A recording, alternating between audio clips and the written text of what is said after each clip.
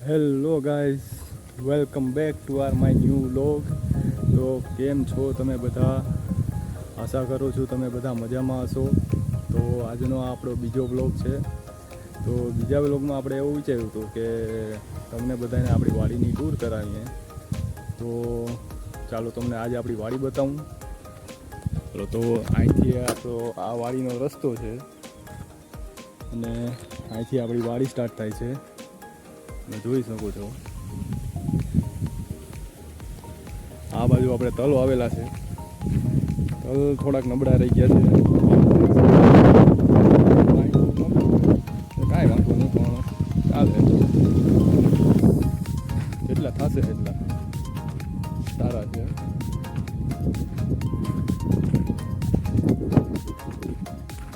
આખતે થોડું પાણીનું નબળું છે એટલે તલ બહુ સારા થયા નથી. આપણે રડી નથી વાંધો નહીં આવે,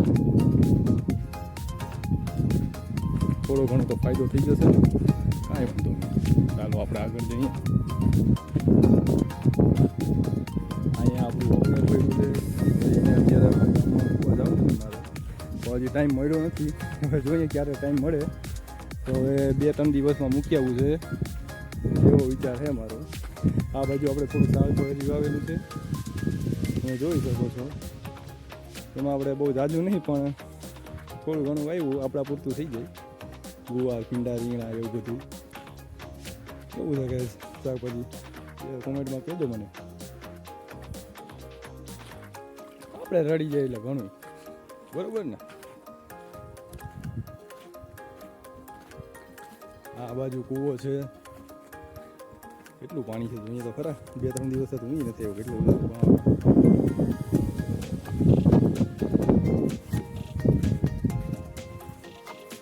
બહુ જાજુ તો નથી, 5 ફૂટ પાણી ભરેલું છે. આપણો કૂવો ગાય 70 ફૂટનો છે, 70 ફૂટ વાડી કાઢેલી છે આપણે. જે છે જોઈ શકો છો તમે. આ ટાઈપનું આપણું મકાન છે. અહીંયા ધાર્યું છે, આ આપણે આંબો છે, આ એક બીજો આંબો છે, નારિયેલી છે. હજી આ જગ્યા વધેલી છે ને, આ જગ્યા પડી, એ જગ્યામાં હજી આપણે 1-2 આંબા નાખવાનો વિચાર છે. આ વખતે ચોમાસું આવે એટલે આપણે નાખી દેવા છે. આ બાજુ આપણી કોલી પડેલી છે, તમે જોઈ શકો છો મિત્રો.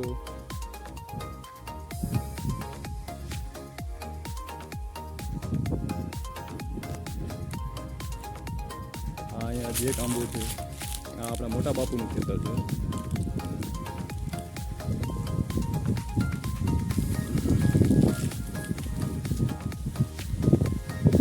ત્યારે ભાઈ તડકો એવો છે ને, ગરમ એવી આવે છે, પવન એ બહુ છે.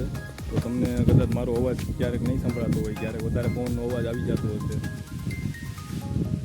આ ચકલાઓને પાણી પીવા માટેનું છે, પણ હમણાં 2-3 દિવસ આવ્યો નથી એટલે પાણી એમાં બહુ છે ને એવો.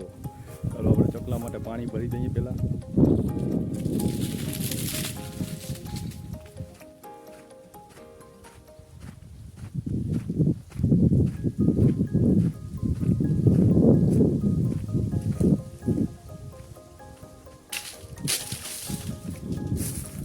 સાફ કરવું જોઈએ પહેલાં, બહુ ખરાબ પાણી છે એમાં. એટલે સાફ કરી નાખીએ આપણે.